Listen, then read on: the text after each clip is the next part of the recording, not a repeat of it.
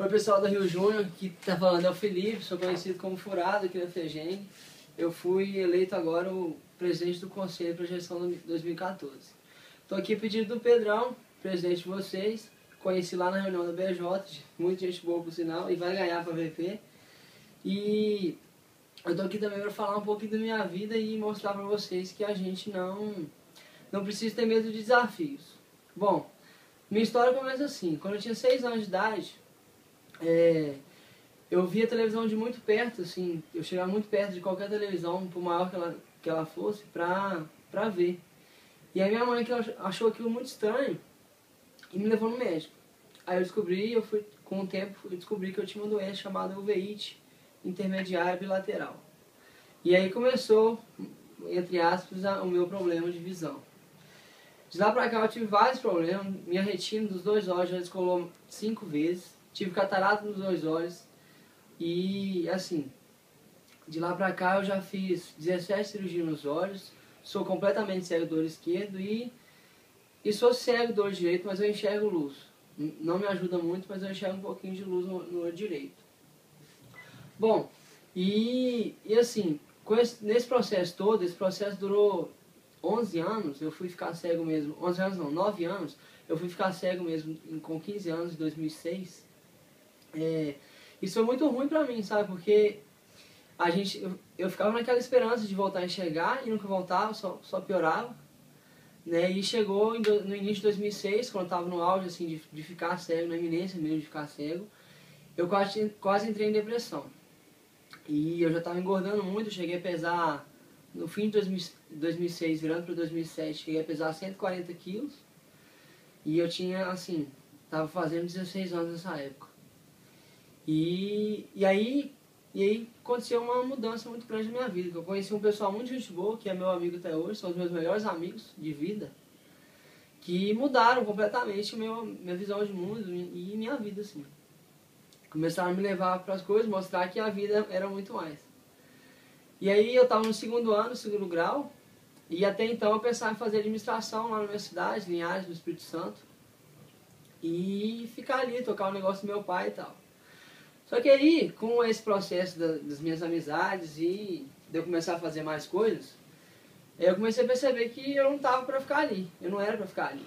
E eu comecei a emagrecer, comecei a ficar mais feliz, sair mais, estudar mais. E aí no fim de 2008, quando eu estava no meu 3º ano, aos 17 anos, eu passei na UFES do Espírito Santo para engenharia de produção e aqui na UFOP, onde eu estudo, para física. Eu vim para cá e foi outra mudança muito grande na minha vida. Foi um desafio imenso, que eu vim para cá, não conheci ninguém. Eu conheci o pessoal da minha república que ia morar comigo, que me aceitaram, graças a Deus. E que foram outras pessoas que mudaram a minha vida, né, que me ensinaram o valor do compartilhar, o valor de ter amigos de novo, e longe da família, e o valor de ser independente. E no fim de 2009, eu já tinha um ano fazendo no 2º período de física, eu decidi mudar de novo para engenharia de produção, ir de volta às origens, vamos dizer assim. E aí eu passei para transferência para engenharia de produção, e ao mesmo tempo que eu passei, eu tranquei a faculdade e fui para os Estados Unidos. E lá eu fiquei 6 meses sozinho, fui sozinho de novo, dessa vez mais sozinho do que nunca, porque eu não conhecia absolutamente ninguém lá, só tinha garantia que tinha uma família que ia me receber lá. E fiquei 6 meses, estudei inglês 6 meses lá, aprendi muita coisa além do inglês, né? Aprendi a pedir ajuda principalmente, e a conviver com outra cultura, em um outro lugar muito, muito distante da minha casa. Aí eu voltei e, graças a Deus, a Projet, que é a minha J hoje, fez a apresentação lá no 1º período de engenharia de produção. Eu me interessei muito, falei assim, vou entrar nesse trem, né? Vamos ver o que dá.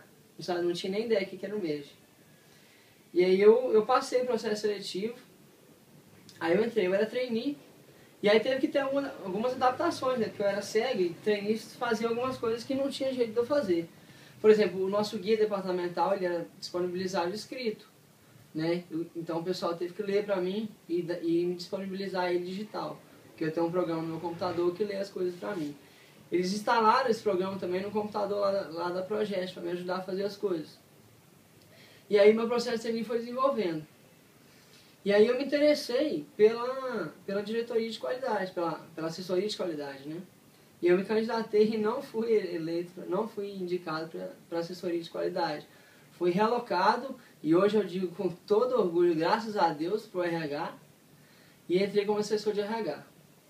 Isso era fim de 2010 e eu fui assessor de RH em 2011. E aí, quando eu fui realocado assim, de qualidade para RH, de início eu fiquei meio triste, tal, porque assim, o que eu queria era qualidade. Só que aí, eu falei assim, não, beleza, né, sou do RH, vamos ser de RH. E aí eu fiz um curso de desenvolvimento de equipes pelo Sebrae, e lá a instrutora, né, a professora de lá, me deu muitas ideias, eu peguei, e aí eu já, nas primeiras semanas assim, de projeto como assessor, eu já trouxe uma nova avaliação de desempenho, e já trouxe a ideia para refazer a descrição de cargos do projeto, e também a gente reestruturou o processo seletivo e eu incluí a parte de planejamento estratégico, que não tinha, e eu achei que era muito válido os trainees saber sobre isso também, do que é o planejamento estratégico, por que ele existe, por que ele é bom. E todas essas coisas foram implantadas já em 2011, quando eu era assessor. Aí foi difícil, assim, foi, mas só que pelo fato de eu ser cego e tal, algumas coisas eu tive que adaptar. Só que minha vontade de fazer era tão grande, porque eu acabei me descobrindo no RH, que isso não importava, entendeu? A minha diretora também era fantástica, a Rafa, e me ajudou muito. E aí eu fui eleito diretor de RH, na diretoria de RH, já em 2012, a gestão aqui é de um ano, eu comecei a fazer a descrição de cargos que eu tinha dado a ideia no ano anterior. Aí a gente fez a descrição de cargos, demorou aí uns 4, 5 meses para fazer isso, eu junto com meus 2 assessores. E aí a gente teve, a UFOP entrou de greve, né, teve um problema muito grande, teve evasão de 7 membros, e um deles foi o nosso presidente, porque ele foi para o intercâmbio, foi morar 2 anos na França. E aí ele virou pra gente e falou assim, ó, alguém tem que pegar a presidência nesse fim de ano, e provavelmente no ano que vem, a mesma pessoa. Eu falei, não, eu pego, eu quero demais ser presidente da Projeto, não tinha nada na época. Não tem nada até hoje que eu me orgulho mais do que ter sido eleito presidente do Projeto. E aí eu fui, assumi o lugar dele, continuei o trabalho dele até o fim do ano e fui eleito presidente do Projeto. E a gente tinha um problema muito grande que era, além de alguns outros, né, além da mal precificação dos projetos que a gente tinha, entre outras coisas, o maior problema da Projeto era a desintegração. A gente tinha que diretorias não conversavam entre si, um não sabia o que estava acontecendo na diretoria do outro. E a equipe mesmo era amiga, mas não era unida. Entendeu? Não tinha aquela união de EJ, aquela união médica que a gente tinha. Isso a gente tinha acabado de se federar. E eu falei, não, a gente tem que chegar nesse patamar que as outras EJs estão. E aí eu implementei o que a gente chama de administração por objetivos, né, que é aquela ideia do Peter Drucker, que as decisões têm que ser tomadas por todo mundo. E eu fiz isso de algumas formas, né? Eu aumentei a quantidade de reuniões gerais, que quase não tinha na época do presidente anterior, e eu comecei a chamar pessoas, assim, chamar elas para falar, assim, o que você acha sobre isso e tal. E com isso, com essas pequenas ações assim, eu comecei a integrar a equipe. E a gente começou a se animar muito. E a gente abriu o processo seletivo e conseguimos uma parceria com a Samarco, que foi, assim, esse ano foi a reviravolta das reviravoltas da história da Projeto. Que a gente entrou com 14 membros na gestão, hoje nós estamos com 24 membros e 14 trainees, precisando aumentar no ano que vem, se bobear. Nosso faturamento aumentou em mais de 23 vezes. Nós fizemos 4 projetos no ano passado, vamos fechar com 7 esse ano, projetos grandes, projetos bons de engenharia de produção. E a equipe está mais unida que nunca. Hoje nós somos extremamente amigos mesmo e que querem desenvolver uns aos outros e querem desenvolver a Projeto acima de tudo. Esses foram meus maiores desafios, né?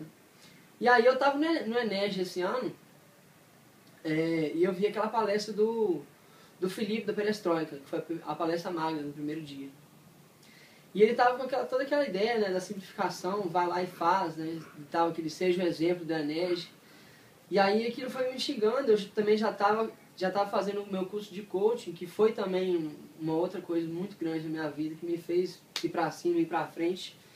E juntou essas duas coisas, e essa palestra desse cara, ele terminou falando, vai lá e faz para todo mundo. Ele desafiou a gente no Enege a fazer uma coisa que a gente nunca tinha feito. E eu, como assim, eu gosto de desafios, eu sempre quis desafios pra provar pra mim que eu era capaz de fazer as coisas e tal. E aí eu falei assim, olha, vou me candidatar à presidência do Conselho da FEGEM. E aí nesse mesmo dia eu cheguei no Heitor, que é o atual presidente, e falei assim, ó, quero me candidatar. Ele falou assim, então vamos lá. E aí foi uma correria desgraçada.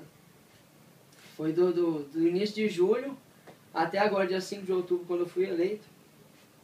Fiz muita reunião com todo o Conselho da FEGEM, que não é pequeno, vocês sabem, são 49 EJs. Fiz reunião com a diretoria toda, fiz proposta, revisei milhões de vezes minha proposta. E foi, assim, uma das coisas que mais me engrandeceram. Um dos trabalhos que eu mais tenho orgulho de ter feito foi a minha proposta e a minha apresentação. E aí eu estou eleito e peguei um desafio enorme que é a presidência do Conselho da FEGEM. E eu não tenho certeza não, mas eu acho que é a primeira vez na história do MEG brasileiro, se bobear do mundial, que alguém com deficiência pega um cargo dessa importância no MEG. E tá aí, por que eu fiz isso, né? Assim, é só porque eu gosto de desafio? Não. É porque antes até, tipo assim, eu tinha ido pro intercâmbio, tinha passado na faculdade federal, fui pra longe da minha cidade várias vezes, só que ainda assim eu achava que eu era incapaz, que eu era incompetente. E o MEG me provou que eu não sou. Eu sou capaz de fazer muita coisa, de produzir pra caramba, de liderar, de realizar e de fazer coisas que eu achava que eu não conseguia. E aí eu sou extremamente grato ao MEG por causa disso. E esse é um dos grandes motivos que eu me candidatei a presidente do conselho, além do desafio, além de ser aonde eu sei que eu vou me dar muito bem, mas eu amo o MEG, é por isso. E eu queria dizer para vocês aí, Rio Júnior, que eu sei que vocês estão com problema de sucessão, ninguém está querendo pegar a presidência, mas medo é aquele negócio, né? A gente pode ter medo, mas o medo não pode ter a gente. E o medo só é bom quando ele é vencido.